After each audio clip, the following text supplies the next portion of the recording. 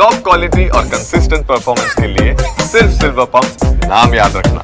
તો સુરતમાં શિવ શક્તિ ટેક્સટાઇલ માર્કેટમાં આગનો મામલો સલામતી સાથે બેઝમેન્ટમાંથી માલ સામાન કાઢવાની શરૂઆત કરવામાં આવી છે। બેઝમેન્ટની 20 દુકાનોમાંથી 1.51 કરોડનો માલ સામાન સલામત મળી આવ્યો છે। અત્યાર સુધીમાં 52 લાખથી વધુની રોકડ પણ દુકાનમાંથી સલામત મળી છે। ફાયર પોલીસ વિભાગ તબક્કાવાર વેપારીઓને અંદર મોકલી રહી છે। વેપારીઓ દુકાનમાંથી માલ સામાન કાઢવા માટે અધીરા બન્યા છે। ભીષણ આગમાં પણ કેટલાક વેપારીઓની દુકાનો બચી ગઈ હતી। ઓછું નુકસાન થયું હોય તેવી વેપારીઓ પ્રાર્થના કરી રહ્યા છે। નુકસાન થયું હોવાથી બિલ્ડિંગ ફરી શરૂ થશે કે કેમ તેને લઈને પણ શંકા છે। તો ભીષણ આગને કારણે વેપારીઓને મોટું નુકસાન થયું છે। જો કે આગમાં કેટલી હદે નુકસાન થયું છે તેનો અંદાજો લગાવવા વેપારીઓ મથી રહ્યા છે।